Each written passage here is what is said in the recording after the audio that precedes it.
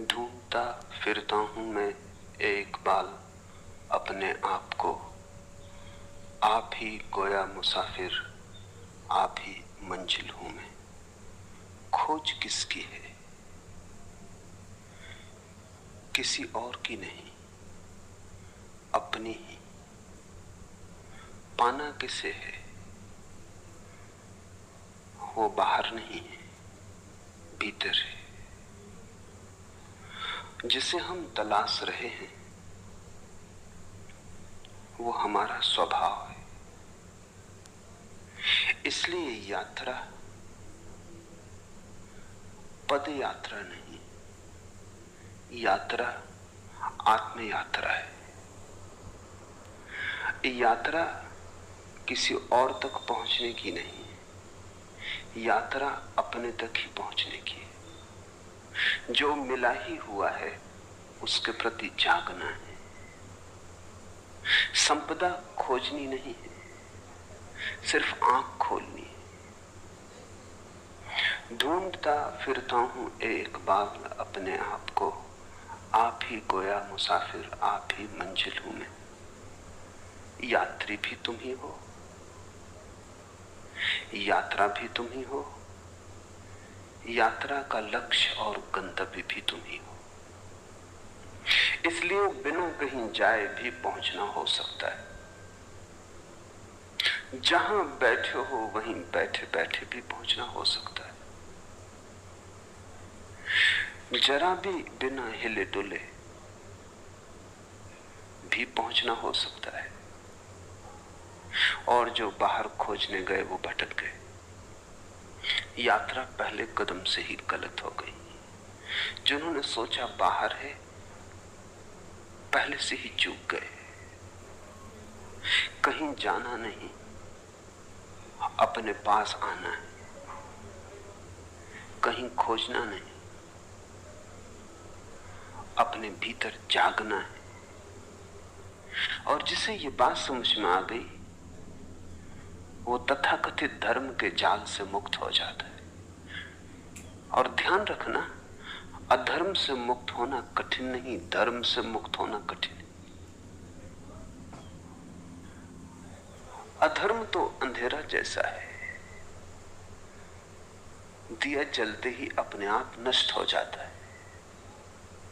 लेकिन तथाकथित धर्म राह पर पड़ी पत्थर की चट्टानों जैसा है, सिर्फ दिए के जलने से ही दूर नहीं हो जाता।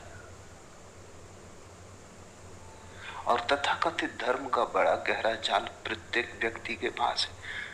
तुम्हें ऐसा व्यक्ति खोजना मुश्किल होगा जो न हिंदू है, न मुसलमान है, न ईसाई है, न जैन है, न बौद्ध है, न सिख है। कोई न कोई जाल पास है। खालिस आदमी खोजना मुश्किल है, और खालिस आदमी ही स्वयं तक आ सकता है। जिसे तुमने धर्म समझा है वो तुम्हारे बाजार का ही हिस्सा है, और जिसे तुमने मंदिर समझा है वो परमात्मा के नाम की दुकान है। कुछ दिन पहले मैं एक कहानी पढ़ता था। एक गांव में एक महाकंजूस था, यहूदी या कहें मारवाड़ी।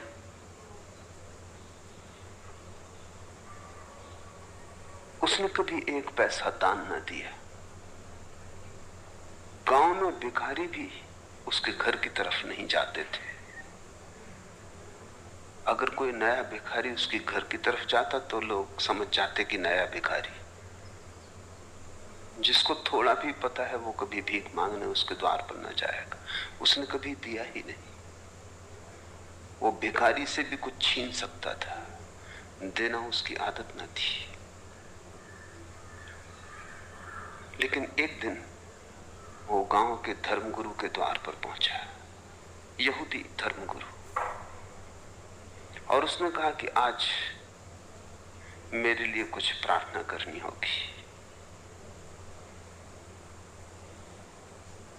धर्मगुरु ने सोचा कि अब प्रार्थना करवाने आया है तो कुछ दान करवा लेने का मौका है।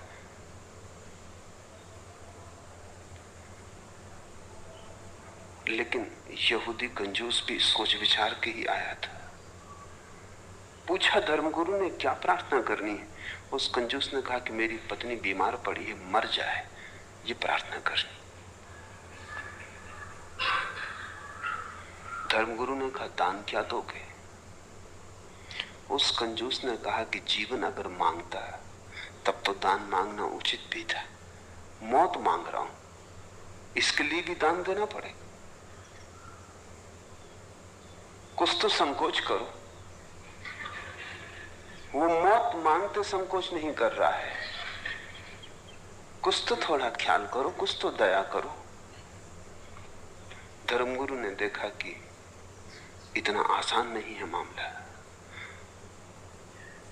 उसने कहा कुछ भी हो, मौत हो कि जीवन हो, प्रार्थना तो तभी हम करेंगे जब कुछ दान हो। तो उसने कहा अच्छा 1 रुपया दे देंगे। बहुत धर्मगुरु ने जोर डाला तो उसने कहा 2 रुपया दे देंगे। ऐसे कुछ बात बनती ना दिखी तो धर्मगुरु ने कहा सुनो, मौत की प्रार्थना की नहीं जा सकती। कोई उल्लेख ही नहीं है शास्त्र में कि किसी की मौत के लिए प्रार्थना कभी की गई हो। परमात्मा से लोग जीवन की प्रार्थना करते हैं, मौत की नहीं। तो मुझे क्षमा करो, ये काम मुझसे ना हो सकेगा। धर्मगुरु ने कहा छोड़ो भी ये बातें कानूनी, 5 रुपए दे सकता हूं। धर्मगुरु बोला कि नहीं, ये हो ही नहीं सकता, प्रार्थना तो जीवन की ही हो सकती है। लेकिन एक तरकीब तुम्हें मैं बता देता हूं, क्योंकि कानून में सब जगह तरकीब तो होती ही है। शास्त्रों में ऐसा कहा है कि अगर कोई आदमी मंदिर को दान का वचन दे और 3 महीने के भीतर दान न दे तो उसकी पत्नी मर जाती, दंड स्वरूप। तो तुम दान की घोषणा कर दो, देने की तो कोई जरूरत ही नहीं है, पत्नी 3 महीने के भीतर मर जाएगी। तो उस महाकंजूस ने कहा जब देना ही नहीं है तो उसने कहा तब ठीक है, तब 1 लाख रुपया दान दे देंगे। जब देना ही नहीं है, धर्मगुरु ने कहा जब देना ही नहीं तो क्या लाख, क्या 10 लाख? अरे 10 लाख ही कह दो। थोड़ा सा खुशाया, क्योंकि कल्पना में भी देना कष्टकर मालूम होता है। उसने कहा 10 लाख ज्यादा हो जाएंगे। पर धर्मगुरु ने कहा जब देना ही नहीं है तो जैसा 1 वैसा 10 लाख। वो बड़े बेमन से राजी हुआ, लौट गया घर। पत्नी मरी तो नहीं, बीमार थी, ठीक हो गई। वो बड़ा चकित हुआ। 3 महीने पूरे हुए, वो वापस आया। उसने कहा कि तो नियम काम नहीं किया। धर्मगुरु ने कहा कि देखो, शास्त्र कहता है दंड स्वरूप, एज ए पनिशमेंट, मगर तुम तो चाहते हो कि पत्नी मर जाए, इसलिए ये तुम्हें दंड तो ना होगा, ये तो पुरस्कार हो जाए। इसलिए प्रार्थना व्यर्थ गई। अगर तुम सच में ही चाहते हो पत्नी मर जाए, तुम अब ऐसा करो कि जाके बाजार से कुछ हीरे जवाहरात खरीदो, कुछ सुंदर साड़ियां खरीदो, पत्नी को भेंट करो। पत्नी तुम्हारे प्रति इतनी प्रेम से भर जाए और तुम भी इतने प्रेम से भर जाओ कि तुम्हारे प्राण कहने लगे कि नहीं अब मत मार, हे परमात्मा मत मारना। तब वो मारेगा, तभी तो दंड हो सकता, नहीं तो नियम। ये बात जची। पर उसने कहा हीरे जवाहरात मैंने कभी खरीदे नहीं। धर्मगुरु ने कहा क्या हर्ज है, पत्नी तो मर ही जाएगी, तुम बेच देना, थोड़ा लाभ ही भला हो जाए, नुकसान तो क्या होगा, चीजों के दाम तो रोज बढ़ते ही जाते। ये बात जची। वो गया, उसने हीरे जवाहरात खरीदे, साड़ियां खरीदी बहुमूल्य, कभी खरीद के घर लाया न था। पत्नी तो हैरान हो गई कि इसमें ऐसा रूपांतरण हुआ। निश्चित ही धर्मगुरु की कृपा से हुआ होगा, मंदिर गया इसीलिए हुआ होगा। उसने भी पहली दफा उसे प्रेम से देखा और पत्नी उसे इतना प्रेम करने लगी कि उस कंजूस को भी पहली दफा एहसास हुआ कि पत्नी तो बड़ी अनूठी है, मैं ना कि इसके मरने की प्रार्थना करता था। तो वो डरा। अब उसके मन में यह होने लगा कि कहीं मर न जाए। और 3 महीने करीब होने के पास आ रहे थे और पत्नी बीमार पड़ गई, तो घबराया हुआ पहुंचा धर्मगुरु के पास। उसने कहा ये तो मुसीबत हो गई, नियम काम करता मालूम पड़ रहा है, पत्नी बीमार पड़ गई, अब कैसे बचाएं उसे। धर्मगुरु ने कहा कि वो जो 10 लाख दान दिया था वो दान दे दो, अब तो बचने का और कोई उपाय नहीं।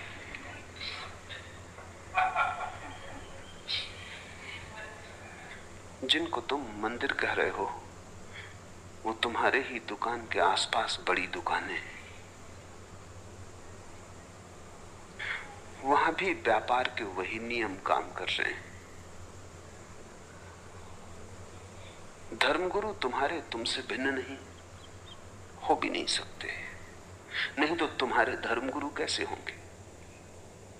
तुम्हारे धर्मगुरु होने के लिए तुम्हारे जैसा ही होना जरूरी है। तुम्हारा ही गणित, तुम्हारा ही हिसाब, तुम्हारे ही मन का व्यवसाय, तुम्हारा मंदिर तुम्हारे जैसा है।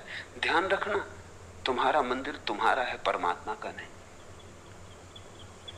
तुमने ही बनाया है और तुमने जो मूर्ति स्थापित की है वो तुम्हारी ही मूर्ति होगी। परमात्मा की तो मूर्ति का तुम्हें पता भी कहां है। और तुम जिस मूर्ति के सामने झुके हो वो अपनी ही धारणाओं के सामने झुकना है। परमात्मा की कोई मूर्ति बनानी जरूरी नहीं, क्योंकि वो तो तुम में मूर्तिमान हुआ है। तुम्हें कहीं बाहर झुकने का सवाल नहीं, भीतर झुकने की कला आ जाए। ध्यान रखना, किसी के सामने भी झुकने का सवाल नहीं है, बस झुकने की कला आ जाए। झुकना तुम्हारा स्वभाव बन जाए। जिस दिन भी तुम भीतर झुकोगे तुम पाओगे मंदिर के सामने खड़े हो। जिस दिन भी भीतर तुम्हारी अकल टूटेगी, अहंकार गिरेगा, तुम पाओगे ये चिन्ह में मंदिर तो सदा से भीतर था। मैं मृण में मंदिरों में खोजता था, आदमी के बनाए घरों में पुकार रहा था, और जिसे मैं खोज रहा था वो मेरे भीतर सदा मौजूद था। ढूंढता फिरता हूं एक बाल अपने आप को, आप ही गोया मुसाफिर, आप ही मंजिल हूं मैं। तुम ही हो भगवान और तुम ही हो भक्त, तुम ही हो पूजा पुजारी पूज्य। और जब तक तुम्हें ये बात स्मरण ना आ जाए तब तक तुम भटकते ही रहोगे। इसलिए बुद्ध न तो परमात्मा की बात करते हैं न प्रार्थना की बात करते हैं, बुद्ध केवल ध्यान की बात करते हैं। अब प्रमाद में मत लगे रहो, काम रति का गुणगान मत करो। प्रमाद रहित व ध्यान में लगा पुरुष विपुल सुख को प्राप्त होता है। एक एक शब्द समझ लेने जैसा है। प्रमाद में मत लगे रहो। जैसे तुम जी रहे हो वो जीवन प्रमाद का है। प्रमाद का अर्थात मूर्छा का, वो जीवन तंद्रा का है। कभी कभी तुम भी जागते हो तो तुम्हें भी लगता है तुम व्यर्थ ही जी रहे हो। ऐसा आदमी खोजना मुश्किल है जिसे कभी कभी झलक ना आती हो कि मैं क्या व्यर्थ जी रहा हूं। किसी दिन सुबह उठ के ऐसा लगता हो क्या सार है इसमें। रोज उठता हूं, रोज जागता हूं, दौड़ता हूं, बाजार है, दौड़ धूप है, आपाधापी है, कमाना है, सांझ फिर सो जाना है, फिर सुबह उठाना। सुबह होती, शाम होती, उम्र यूं ही तमाम होती, लेकिन किस लिए, क्या प्रयोजन है इस सब का। एक दिन ऐसे ही दौड़ते दौड़ते राह में गिर जाऊंगा, धूल धूल से मिल जाएगी। क्या परिणाम होगा इस सब यात्रा का। और तुम कोई पहले नहीं हो। तुम जिस धूल पर चल रहे हो वो न मालूम कितने लोगों को अपने में समा चुकी। तुम जिसे रास्ता कहते हो वहां कितने लोगों का मरघट नहीं बन गया है। थोड़े गौर से अपनी चारों तरफ देखो तो दिखाई पड़ेगा आग बुझी हुई इधर, टूटी हुई तनाव उधर। क्या खबर इस मुकाम से गुजरे हैं कितने कारवां। जरा गौर से देखो अपने चारों तरफ, आग बुझी हुई इधर, टूटी हुई तनाव उधर। कितने खंडर पड़े। कहीं आग बुझी पड़ी है, जैसे किसी ने कभी जल्दी थोड़े ही समय पहले रोटी बनाई हो, चीजें टूटी फूटी पड़ी हैं। कोई गुजरा है। क्या खबर इस मुकाम से गुजरे हैं कितने कारवां। कितने लोग, कितने यात्री इस मुकाम से गुजर चुके हैं और खो गए। उनका कोई चिन्ह भी खोजे नहीं मिलता। ऐसे ही तुम भी खो जाओगे। ये बोध सभी को कभी ना कभी पकड़ लेता है, लेकिन तुम इसे झुठला देते हो। तुम अपने को संभाल लेते हो। तुम्हारा संभालने का मतलब क्या है? तुम अपने को संभलने नहीं देते। जब कभी संभलने का क्षण आता है, तुम फिर अपने पुराने ढांचे में लग जाते हो। दौड़ के दुकान पे पहुंच जाते हो, या रेडियो खोल लेते हो, या अखबार पढ़ने लगते हो, या किसी से बातचीत करने में लग जाते हो। घबराहट होती है कि ये क्षण खतरनाक हो सकते, क्योंकि इन्हीं क्षणों में वैराग्य जन्मता है, इन्हीं क्षणों में सन्यास का जन्म होता है। तुम यहां वहां उलझा लेते हो ताकि ये खतरनाक बातें तुम्हें दिखाई ना पड़े। तुम किसी झूठ में तल्लीन हो जाते। सत्य अगर जगाने को तुम्हारे पास भी आता है तो तुम करवट ले लेते हो, फिर नई नींद में खो जाते हो। ऐसा आदमी तो खोजना ही मुश्किल है जिसको कभी ना कभी ये दिखाई ना पड़ता हो ये सब व्यर्थ है जो मैं कर रहा हूं। लेकिन फिर भी आदमी वही किए चला जाता है जो व्यर्थ दिखाई पड़ता है। प्रकाश के किन्हीं क्षणों में, ज्योतिर्मय चैतन्य की किसी अवस्था में जब सब व्यर्थ दिखाई पड़ता है, तब फिर तुम कैसे अंधेरे में उतर आते हो बार बार। इसे बुद्ध प्रमाद कहते। प्रमाद का अर्थ है जानते हो, फिर भी जो जानते हो उसके विपरीत जीते हो। जानते हो आग में हाथ डालने से हाथ जलेगा, फिर डालते हो। पुराने घाव भी नहीं मिट पाते और फिर हाथ डाल देते हो।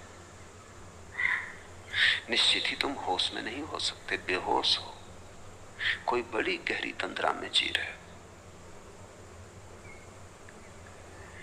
प्रमाद में मत लगे रहो। ये जो कभी कभी प्रकाश के क्षण तुम्हारे जीवन में आते हैं, इनको सहारा दो, सहयोग दो, इनको घना करो, इनको पुकारो, इनकी प्रार्थना करो, इनका स्वागत करो, इनको संभालो अपने भीतर, इनको संजो, क्योंकि इनसे बड़ी कोई संपदा नहीं। और अगर तुम इनके साथ सहयोग करो, स्वागत करो, इन्हें स्वीकार करो, अंगीकार करो, तो ये क्षण बढ़ते जाएंगे। इन क्षणों के बढ़ते जाने का नाम ही ध्यान है। ध्यान का अर्थ है जागा हुआ चित्त। प्रमाद का अर्थ है सोया हुआ चित्त। इसलिए बुद्ध और महावीर ध्यान के लिए अप्रमाद शब्द का प्रयोग करते हैं। प्रमाद में मत लगे रहो, काफी लगे रहे हो, और तुम हजार बहाने खोज लेते हो लगे रहने के। तुम कहते हो अभी अभी बच्चे बड़े हो रहे, तुम कहते हो अभी तो महत्वाकांक्षा के दिन है, थोड़ा और कमा लो। तुम कहते हो अभी तो जवान हूं, ये धर्म और वैराग्य ये तो बुढ़ापे की बात है। एक युवक को मैंने सन्यास दिया, उसका बूढ़ा बाप आ गया। बूढ़े बाप की उम्र होगी कोई 70-75। उसने कहा आप भी क्या अन्याय कर रहे, जवान आदमी को सन्यास देते। शास्त्रों में तो कहा है कि सन्यास तो अंत में लेने की बात है। मैंने कहा छोड़ो, तुम्हारे लड़के का सन्यास वापस ले लेंगे, तुम सन्यास लेने को तैयार हो। तुम तो 75 वर्ष के हुए, कब आखिर आएगा। वो आदमी मुस्कुराने लगा। उसने कहा आपकी बात ठीक है, लेकिन अभी बहुत दूसरे काम भी हैं, अभी दूसरी उलझने भी हैं। तो मैंने कहा कि इस लड़के का मैं सन्यास वापस ले सकता हूं अगर तुम सन्यास लेने को तैयार हो। तुमने ही कहा। मगर वो आदमी सिर्फ तर्क दे रहा था लड़के को सन्यास से बचाने को, खुद सन्यास लेने के लिए वो तर्क काम का नहीं था। लोग जवान रहते हैं तब कहते हैं अभी तो जवान है, और जब बूढ़े हो जाते हैं तब वो कहते हैं अब तो बूढ़े हो गए। जब कश्ती साबितो सालिम थी, साहिल की तमन्ना किसको थी? अब ऐसी शिकस्ता कश्ती पर साहिल की तमन्ना कौन करे? जब नाव जवान थी, जब कश्ती साबितो सालिम थी, साहिल की तमन्ना किसको थी? तब कौन फिक्र करता था किनारे की? कौन आकांक्षा करता था किनारे की? तब तो तूफानों से जूझ लेने का मन था। जब कश्ती साबितो सालिम थी, साहिल की तमन्ना किसको थी? अब ऐसी शिकस्ता कश्ती पर अब बुढ़ापा आ गया, अब नाव जरा जीर्ण हो गई। अब ऐसी शिकस्ता कश्ती पर साहिल की तमन्ना कौन करे? प्रमाद से भरा चित्त अपने सोने के लिए उपाय ही खोजता रहता है। जवान हो तब कहता है अभी जवान है, बूढ़ा हो जाए तो कहता अब बूढ़े हो गए, अब क्या कर सकेंगे। बच्चे बच्चे हैं, कैसे संन्यास्त हो जाएं? जवान जवान है, अभी तो जिनकी बहुत शेष है। बूढ़े बूढ़े हो गए, अब तो कुछ शेष ही ना रहा।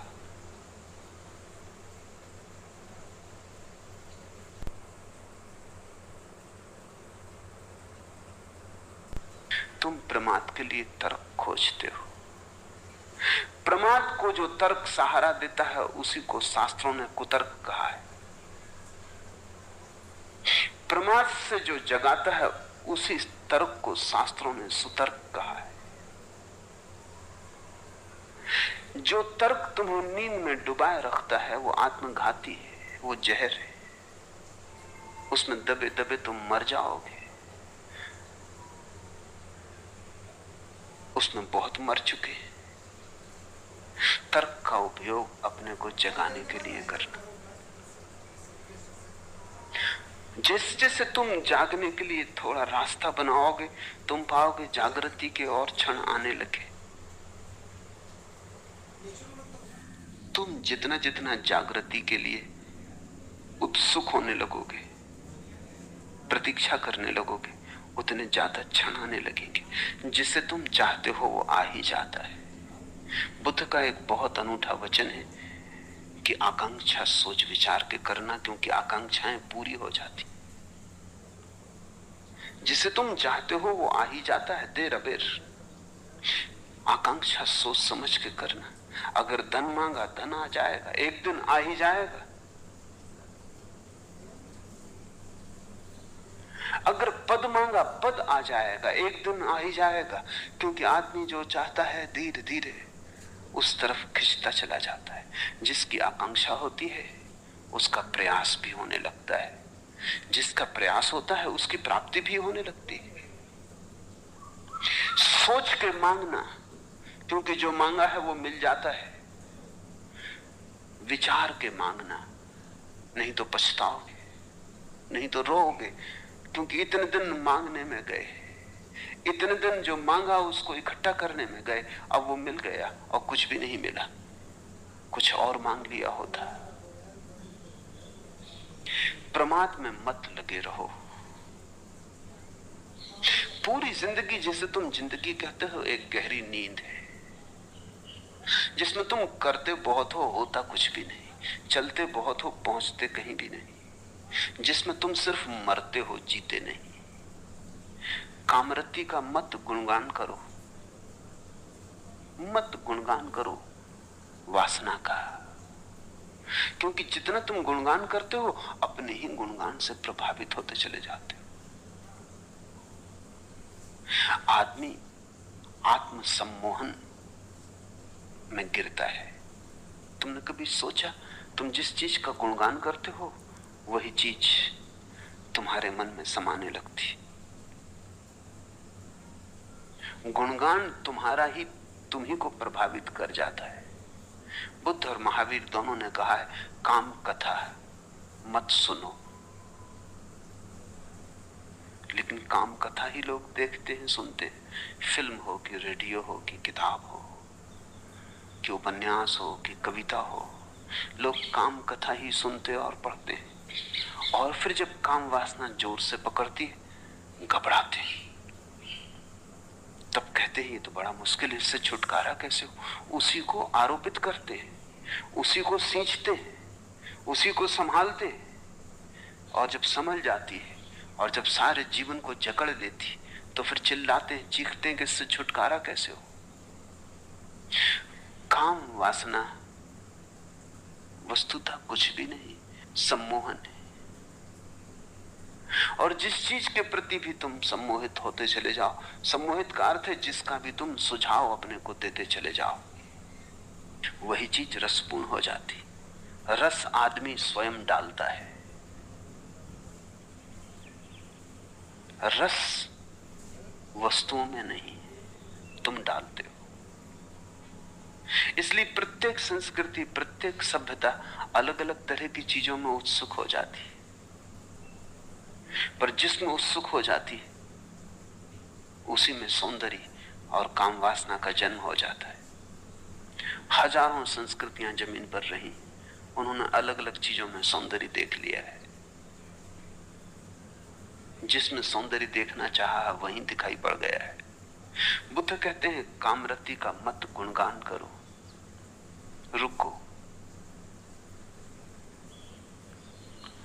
सोचो, क्योंकि जिस चीज का भी तुम गुणगान करोगे तुम उस तरफ अनजाने आकर्षित होते चले जाओगे। आदमी अपनी ही बातों से प्रभावित हो जाता है। तुमने कभी देखा रास्ते में अंधेरे में किसी गले कूचे से गुजरते हो, अकेले हो, डरते हो, गीत गुनगुनाने लगते हो या सीटी बजाने लगते हो? क्या फायदा सीटी बजाने से? तुम्हारी सीटी है कोई, इससे कुछ सार तो ना हो जाएगा। लेकिन अपनी ही सीटी की आवाज सुन के हिम्मत बढ़ जाती, जैसे कि अकेले नहीं हो। गाना गुनगुनाने लगते हो, अपने ही गाने की गर्मी शरीर में आ जाती, लगता है जैसे अकेले नहीं हो।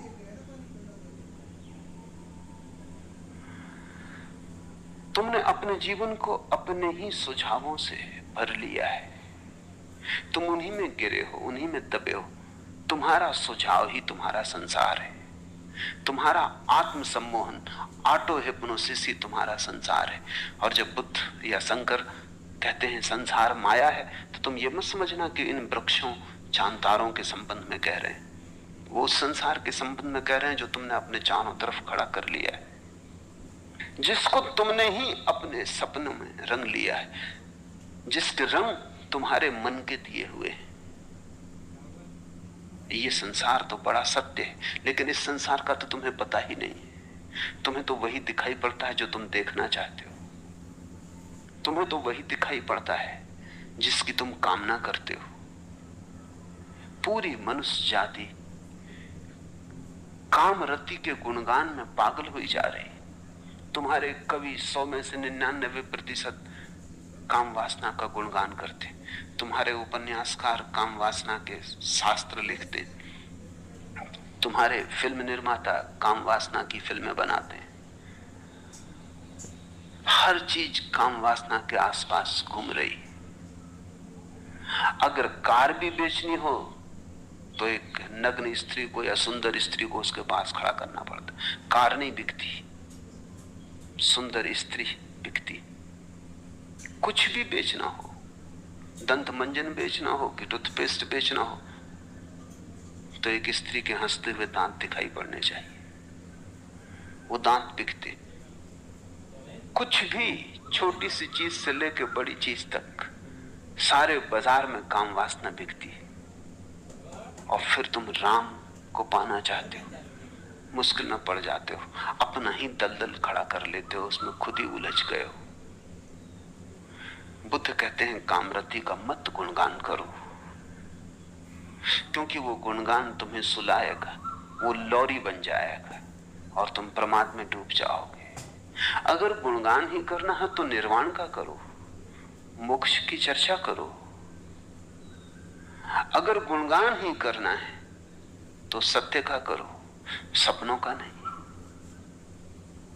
लेकिन सत्य को सुनने को कौन आता है? सत्य का गुणगान सुनने की किसको इच्छा है? सत्य की बात ही सुन के कड़वी लगती है, क्योंकि सत्य तुम्हारे सपनों को तोड़ता है। सत्य दुश्मन जैसा मालूम पड़ता है। इसलिए तो बुद्धों को हम पत्थर मारते हैं, जीसस को सूली पे लटका देते हैं, सुकरात को जहर पिला देते हैं। हम बर्दाश्त नहीं करते इन लोगों को, ये खतरनाक है। हम मजे से सो रहे हैं और गहरी नींद ले रहे हैं और बड़े मधुर सपनों में डूबे, और ये नासमझ आके जगाने लगते कि जागो, सुबह हो गई। जैसे सर्दी की रात, अगर तुमने किसी को कहा है सुबह उठा देना, हालांकि तुमने ही कहा है, लेकिन सुबह जब वो तुम्हें उठाता है तो मन में नाराजगी आती कि ये दुष्ट आ गया, कहा तुम्ही ने था। तो जब साधारण सर्दी की रात में सुबह उठने में ऐसी कठिनाई हो जाती, लोग अलार्म घड़ी को उठा के पटक देते। अलार्म घड़ी का क्या कसूर है? तुम्ही ने भरा था अलार्म, तुम्ही ने बिस्तर के पास रखी थी। तो तुम सोचो, जब जन्मों जन्मों के जीवन की तंद्रा के बाद कोई बुद्ध पुरुष से तुम्हारा सौभाग्य से मिलना हो जाता, तो तुम्हें दुर्भाग्य ही मालूम पड़ता है कि ये कहां की मुसीबत हो गई। चुपचाप मजे से सपना लिए जा रहे थे, एक करवट और लेते, थोड़ा और सो लेते। ध्यान रखो, अगर तुम बुद्ध पुरुषों की वाणी भी सुनते रहो तो भी धीरे धीरे तुम पाओगे तुम्हारे आसपास जो झूठ का एक जाल था वो खिसकना शुरू हो गया। सत्य की एक किरण भी गहन से गहन अंधेरे को तोड़ने में समर्थ है। छोटी सी किरण, जन्मों का अंधेरा भी टूट जाता है। प्रमाद में मत लगे रहो, कामरति का मत गुणगान करो। प्रमाद रहित व ध्यान में लगा पुरुष विपुल सुख को प्राप्त होता है। एक ही सुख है और वो सुख है स्वयं में रमण। एक ही सुख है, वो सुख दूसरे में रमण का नहीं है। काम वासना का सार है दूसरे में सुख की आशा। ध्यान का सार है स्वयं में सुख की खोज। बस ये दो ही यात्राएं हैं, या तो दूसरे को खोजो या अपने को।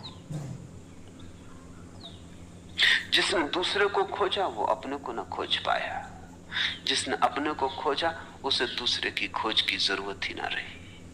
जिसने अपने को पा लिया उसने सब पा लिया। एक सूफी फकीर हुआ बहाउद्दीन, उसकी बड़ी ख्याति थी, उसके शब्द बड़े गहरे थे, उसका व्यक्तित्व बड़ा अनूठा था। दूर दूर से लोग यात्रा करके उसके पास आते, लेकिन सभी ठीक कारणों से आते थे ऐसा नहीं, क्योंकि कारण तो तुम्हारे भीतर होता है।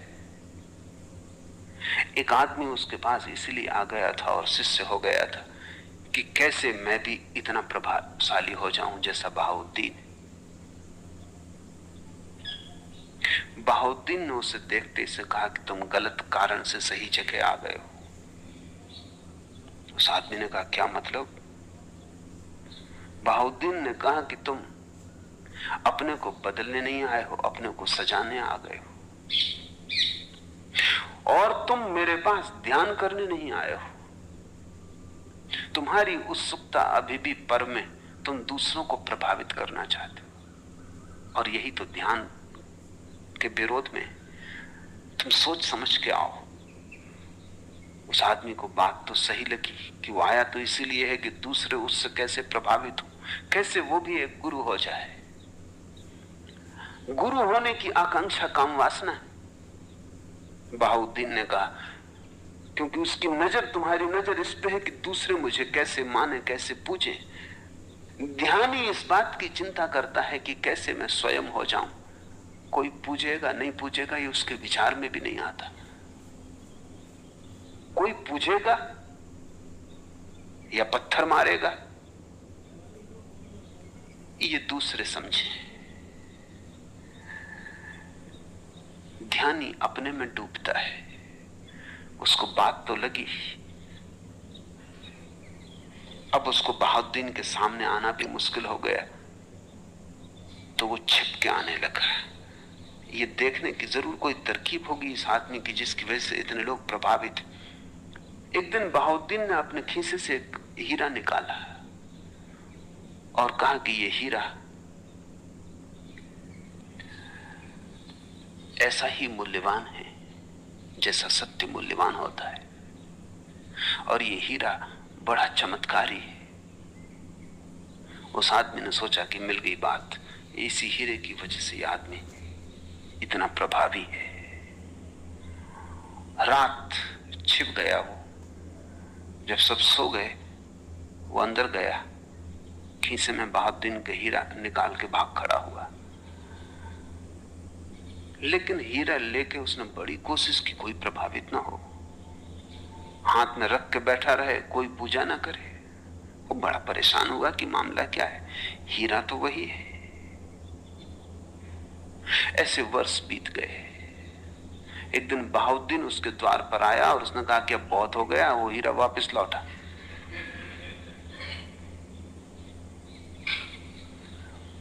उस आदमी ने कहा, लेकिन मैं इसी हीरे के बल बड़ा प्रभाव पैदा करने की कोशिश कर रहा हूं, कोई प्रभावित ही नहीं होता, मामला क्या है?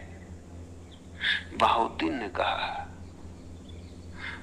जब तक तू हीरा ना हो जाए तब तक तेरे हाथ में आया हीरा भी पत्थर हो जाए, और तू अगर हीरा हो गया तो तेरे हाथ में आया हुआ पत्थर भी हीरा हो जाता। तू कब तक बाहर की चीजों में परेशान रहेगा? इस हीरे में कुछ भी नहीं रखा है, तू इसे वापस लौटा दे। उस दिन जानता था कि तू छिपा है, इसलिए हीरा निकाला था ताकि तुझसे छुटकारा हो। जब तू रात निकाल के ले गया जेब से, तब भी मैं जागा था, क्योंकि योगी कहीं सोता है। इसलिए तो मुझे पता है कि हीरा कहां है, और तूने अब काफी दिन प्रयोग कर लिया, अब लौटा दे। और अब तो समझ, बाहर से नजर को भीतर हटा। हीरा मांगने नहीं आया हूं, तुझे बुलाने आया हूं कि अब तुझ में अकल आ जानी चाहिए। जीवन के दो ही ढंग हैं, या तो बाहर का हीरा या भीतर का हीरा। जीवन के दो ही मार्ग हैं, या तो तुम भिखारी की तरह खोजते रहो हाथ फैलाकर भिक्षा पात्र लिए, या तुम सम्राट हो जाओ, अपने भीतर झांको।